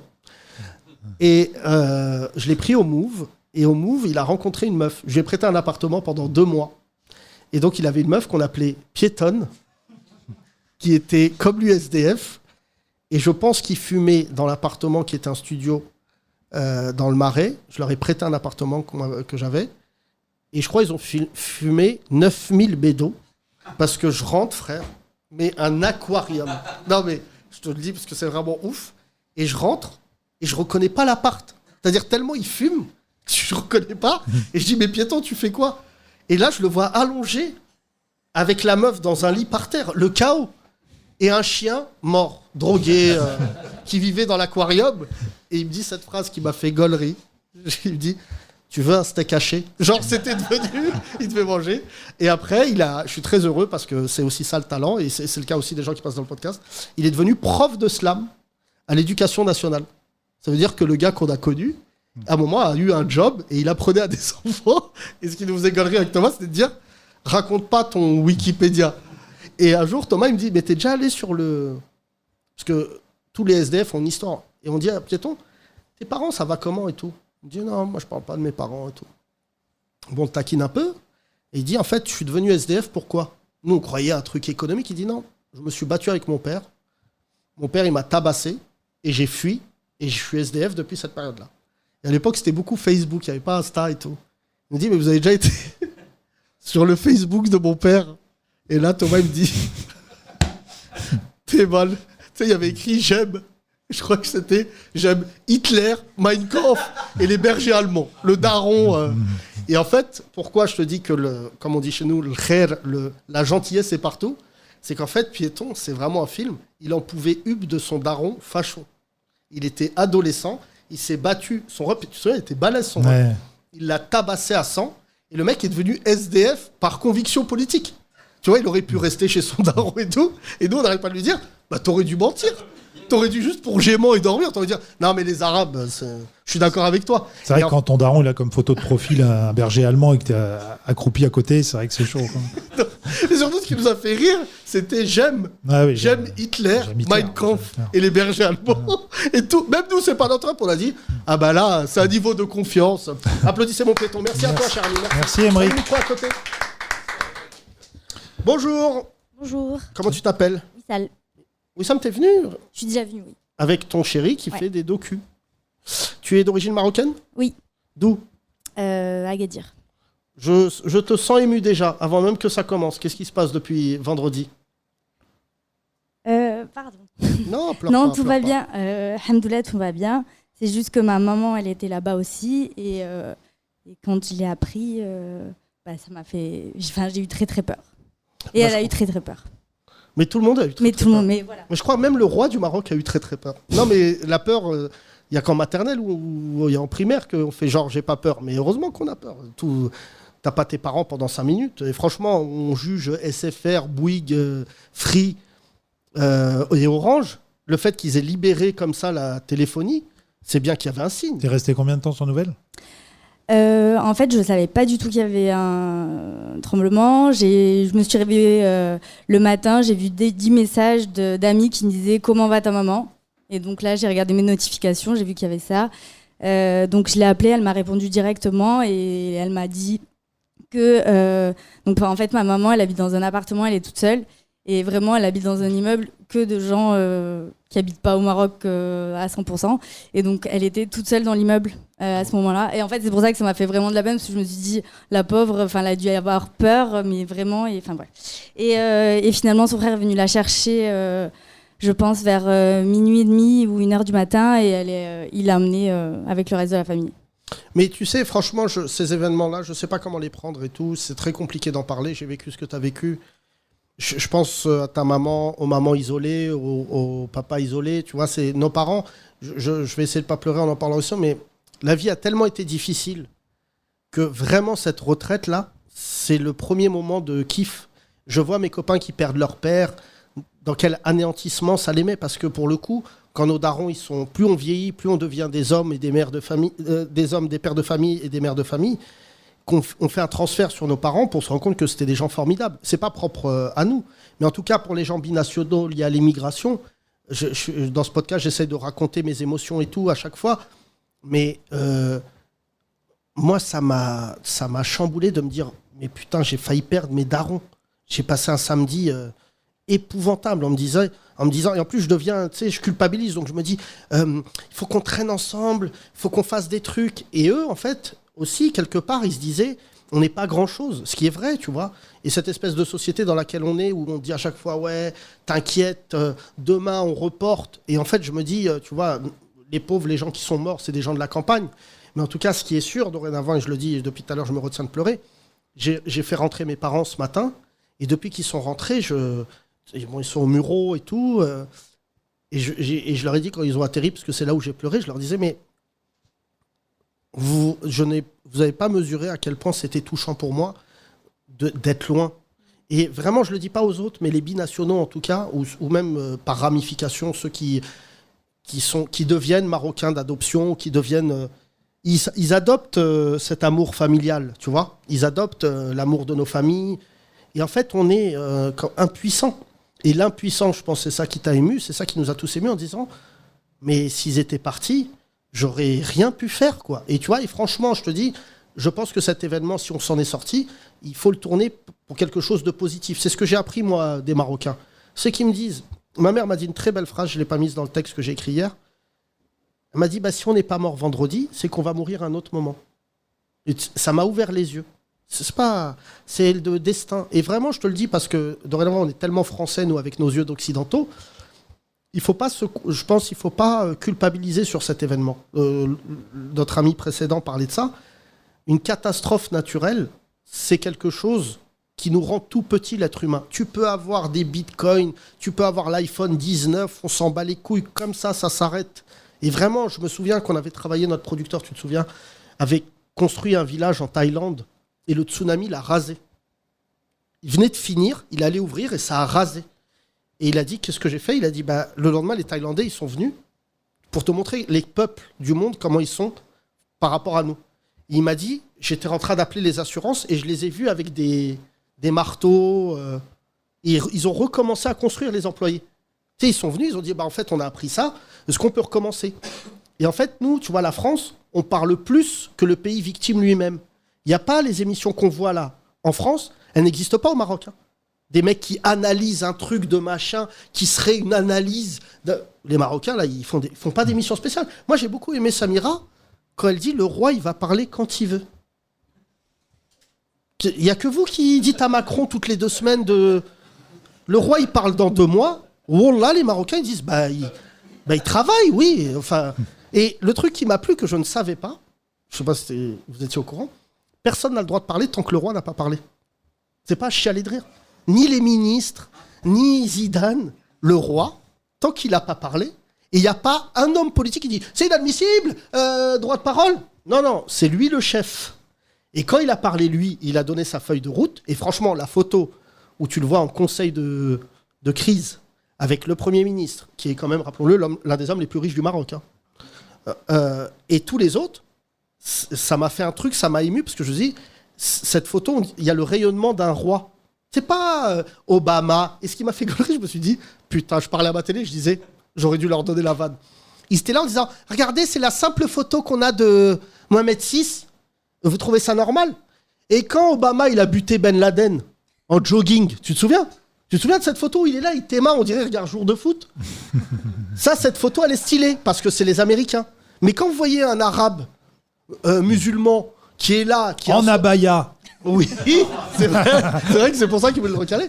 Franchement, je me suis dit, mais c'est Tintin au Congo. C'est la France coloniale, tu vois, c'est là, en disant... C'est ça, il y a un réflexe, comme tu disais, la mode des années 80, il y a beaucoup ce réflexe néocolonial, un peu de... Sardou revient à la mode. Non, mais moi, ce qui me fait gaulerie, je te jure, c'est... Mais est-ce que tu crois que le roi du Maroc, il aurait fait vraiment... genre une intervention pour dire... Salem, on a besoin de la France. Vraiment, on n'a plus rien, on n'a plus d'eau chaude. Non, mais c'est ça qu'ils attendent. Non, mais gars, je te dis juste quelque chose. Je sais pas combien les Qataris ont donné. En tout cas, le TPE, il y avait écrit paiement accepté. Non, c'est sûr. L'émir, il a dû dire, tenez, l'émir, il a acheté Neymar 250 millions. Il l'a pas acheté comme Marseille qui achète des joueurs avec CTLM sur 14 ans. C'est des pays qui sont ultra puissants. Et moi, je voyais la condescendance, pour te répondre, monter sur plein de sujets. L'Arabie Saoudite, avec les footballeurs. Et à chaque fois, c'est... Oui, mais vous trouvez ça normal que des gens ils jouent en Arabie Saoudite alors que c'est une dictature ? Qu'est-ce que ça a à voir ? On parle de foot, pourquoi tu parles de... Et tu vois, et c'est ça qui me fascine. C'est que en fait, en France, on est tellement dans le commentaire qu'en fait, on n'a même plus de lucidité sur ce qui se passe vraiment. Et tu vois, Benjamin Duhamel, j'avais bon espoir en lui, malgré son nom de famille. Et le gars, déjà jeune, et déjà d'une condescendance. Alors moi, il y a quelqu'un qui m'a appelé à l'Élysée pour me dire que le roi du Maroc, en fait, il avait une otite. Mais qu'est-ce qu'on s'en bat les couilles ? Non, et en fait, je te le dis, puisque tu as écrit cette vanne-là, la France est devenue un pays de cafeteurs. C'est des cafeteurs, tu sais, comme à l'école, ils disent des queutrues, à gauche, à droite, et t'en fais ce que tu veux. Tu vois, j'ai pas vu ce qu'a fait Cyril Hanouna ce soir. Bon, je sais pas s'il va inviter Eric Nolot pour dire oui, mais c'est bien fait parce qu'ils sont musulmans. Je sais pas ce qu'il va faire. Mais la vérité, c'est que je pense que, moi je lui ai conseillé, n'en parle pas. Essaye de faire quelque chose de spécial, n'en parle pas. Quotidien, je vais pas juger l'ours... la peau de l'ours. La peau de l'ours, je vais y arriver. Mais j'aimerais bien regarder leur traitement. Est-ce que ça va être dans la lignée de la condescendance en disant, vous savez, tous les bobos de Marrakech partent en courant. On jugera demain. On va interviewer Sophie.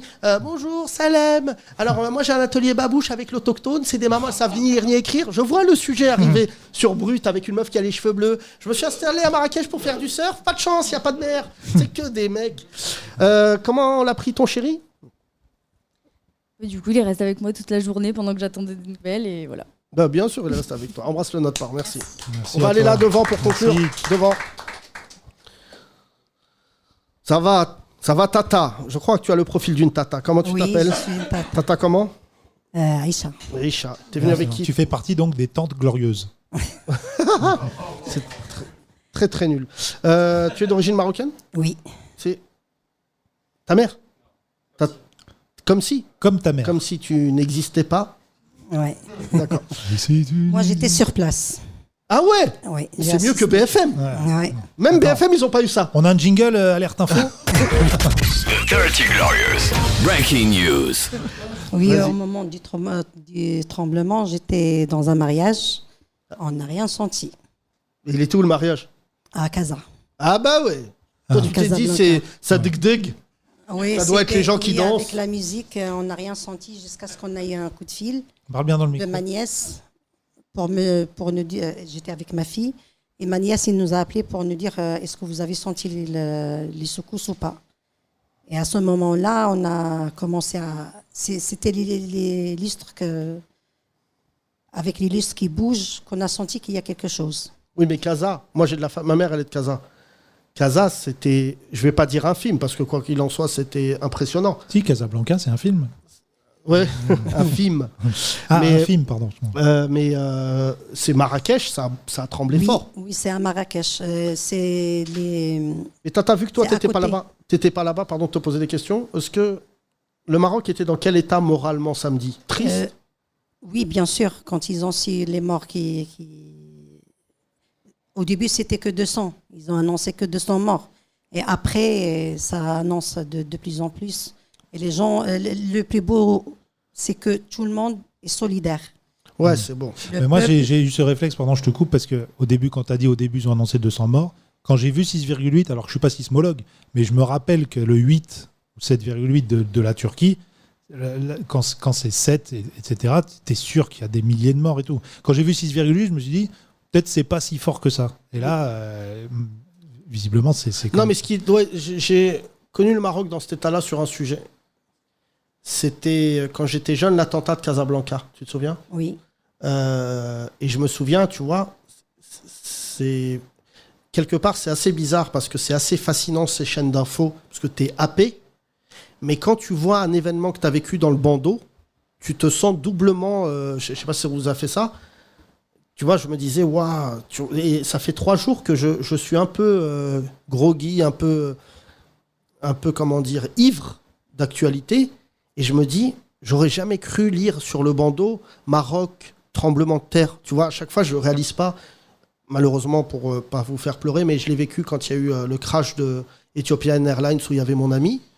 Je me disais, mais il n'y avait pas écrit le nom de mon ami, tu vois, mais. c'est la sidération, quoi. Bah ouais, tu te dis, mais attends, là, tu vois, ça parle. Quand il filme Marrakech, c'est là où j'étais il n'y a pas longtemps. Tu vois, j'ai fait un petit texte cet été pour vous dire où j'étais dans la Médina. C'est vraiment. Le Mellah, c'est à 6 minutes à pied. C'est au bout de la rue, tu vois. Et tu fais forcément un transfert et tout.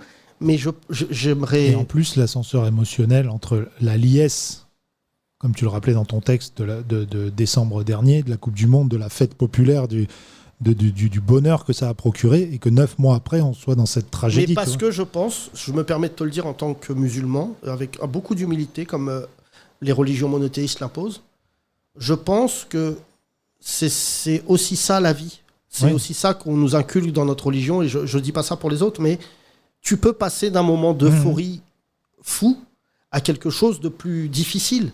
Et la technologie, la modernité, l'arrogance de la société occidentale nous fait oublier ça. Nous fait oublier ça. Alors qu'au bled, je te le dis, moi j'ai été fasciné, tu vois, quand j'étais petit au Maroc, pour raconter quelque chose de particulier, j'ai perdu mon petit frère quand j'avais 13 ans. J'ai mis très longtemps à m'en remettre.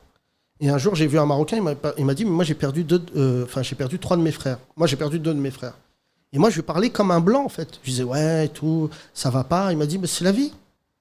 Et se confronter des gens qui arrivent à surmonter des épreuves difficiles face à toi quand t'as pas de batterie, t'es l'homme le plus triste du monde, et bah quelque part, tu vois, je le dis parce qu'il est là depuis tout à l'heure, c'est pour ça que je le cite, mon ami Samir, depuis qu'il vit au Maroc, il n'a pas le même comportement dans nos discussions, parce qu'il vit avec eux. Donc, Ouais. il vit Oui, c'est avec une eux. espèce de colon, tu me disais, un peu un nouveau Ouais, colon. absolument.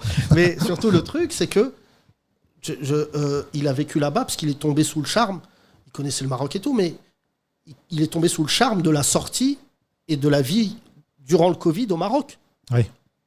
Quand tu as vécu le Covid au Maroc, les gens, le premier truc, c'est pas de dire le gouvernement, il n'y a pas de masque. C'est on fait des masques. Il n'y a que notre pays qui commentait le Covid, frère. Tu dis, il n'y a pas de masque. Viens. Même le syndicaliste, il dit non, mais parce que le droit. Non, mais là, viens, on fait des masques.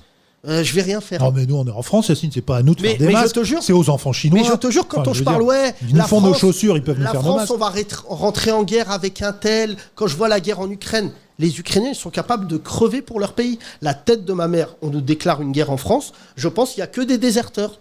Il n'y a que des déserteurs. Non, mais tu vois, il y a des gens.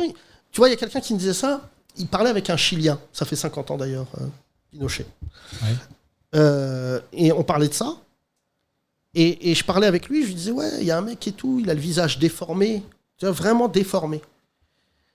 Et le gars qui a vécu au Chili, il me dit, bah tu vois, je vais te donner un exemple. Lui, on lui a roulé dessus en voiture sur son visage, dans l'acte de torture.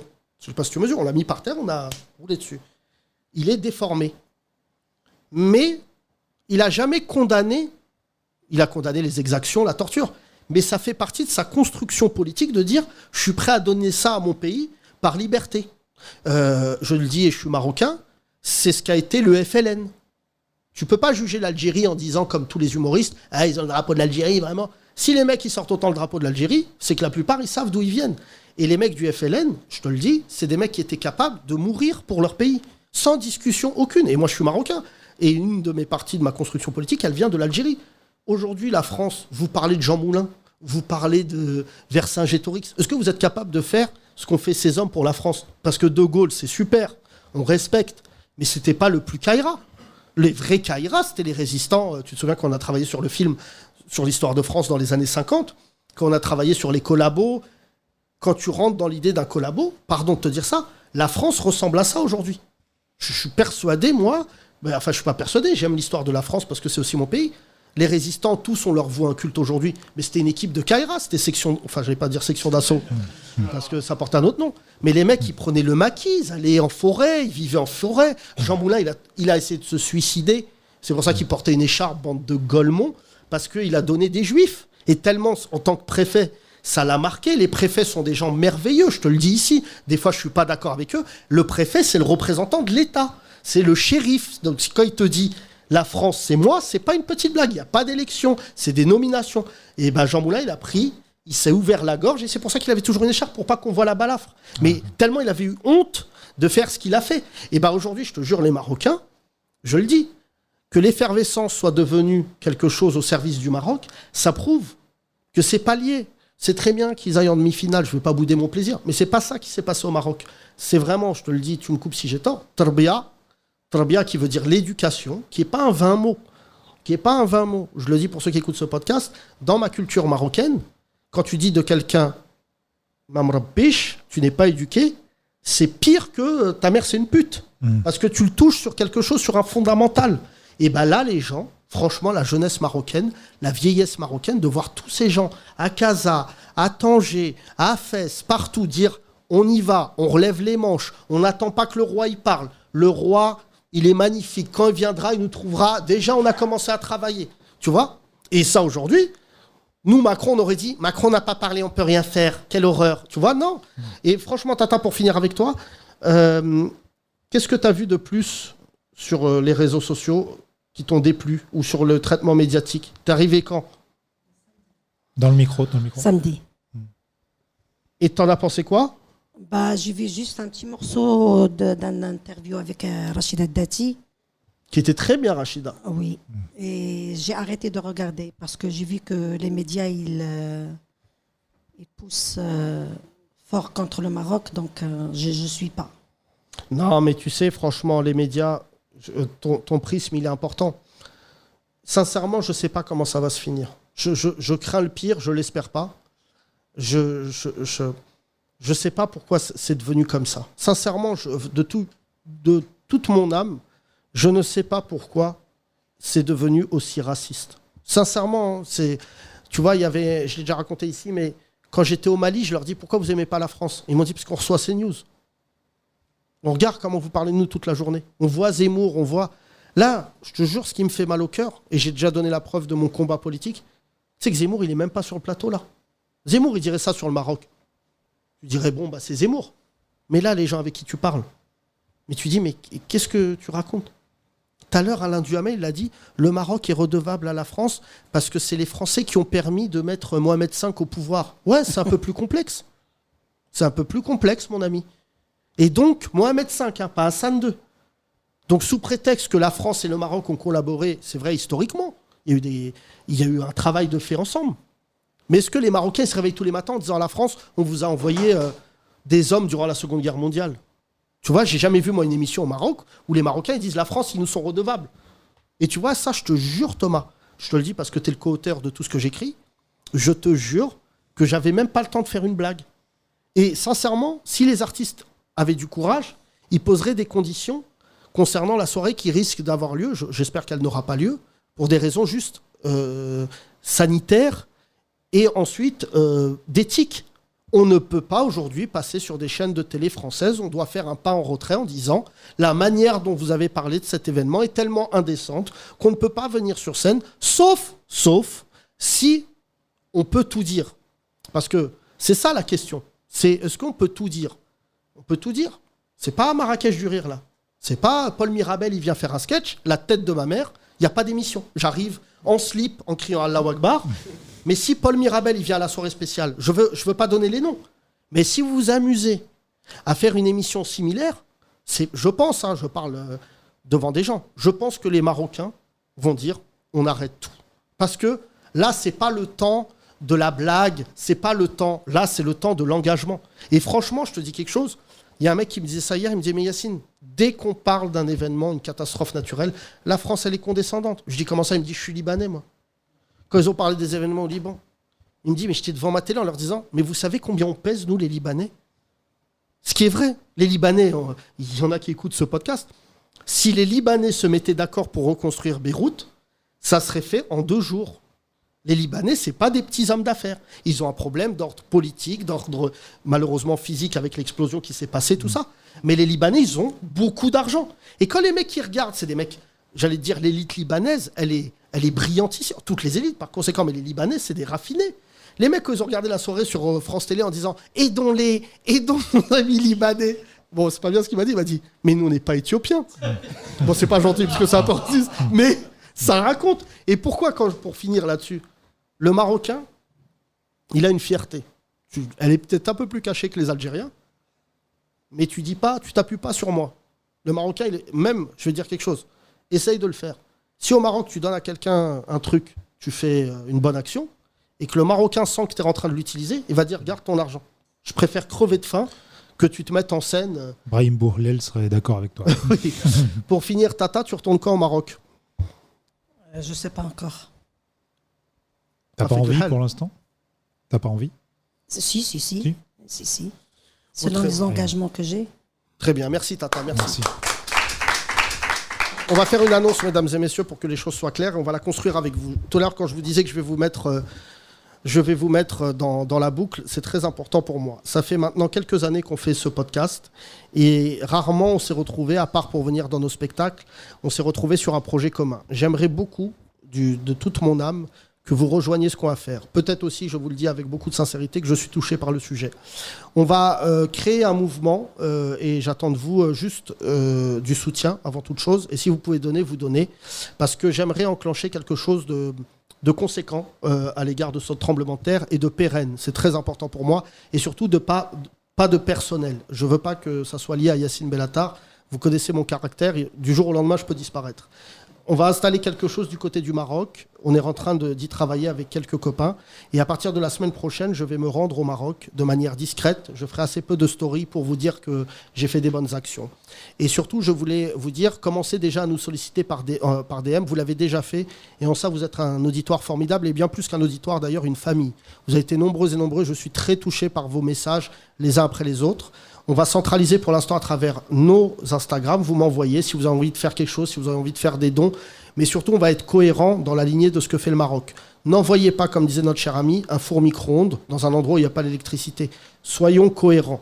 À partir de demain, avec les gens avec qui je travaille, on aura une liste des demandes et des requêtes. Si vous ne pouvez pas donner d'argent, peut-être une couette suffira, tout ça. Mais surtout, on va construire un narratif ensemble et il sera long. Je voulais déjà vous prévenir, ça ne sera pas de l'immédiateté. Les 30 Glorieuses n'ont pas besoin de cet événement pour faire adhérer des gens. Il y a déjà Abaya Split. Donc tenez-vous prêts, mesdames et messieurs, commencez à nous envoyer des messages si vous êtes intéressés par cette opération. Pas de culpabilité si vous ne voulez pas le faire. Je vous le dis, les amis, il n'y a pas d'obligation. Mais je pense qu'aujourd'hui, il faut juste créer des tuyaux, aussi petits soient-ils. Nous sommes un petit tuyau, les 30 Glorieuses, mais au moins de le faire avec sincérité. Et je voulais vous remercier pour cela. Merci. C'est la fin des 30 Glorieuses. On se retrouve demain pour un nouveau podcast. Évidemment, on parlera encore de cette actualité. On va voir comment ça va être traité. On va voir les conséquences d'un peu ce qui se passe. Je ne peux pas vous en dire plus pour l'instant de ce qu'on essaye de construire, mais je crois que nous serons tous fiers. Et je voulais remercier tous les gens qui écoutent ce podcast, des donateurs discrets, des donatrices aussi, des infirmières, des gens de partout. Ne vous laissez pas absorber par les chaînes d'infos en continu. C'est nous qui sommes les gentils. Et comme je le dis souvent depuis que je suis petit, les gentils gagnent à la fin. À demain. Bisous. Les 30 Glorieuses. Les 30 Glorieuses à retrouver sur Spotify, Apple Podcast et Google Podcast.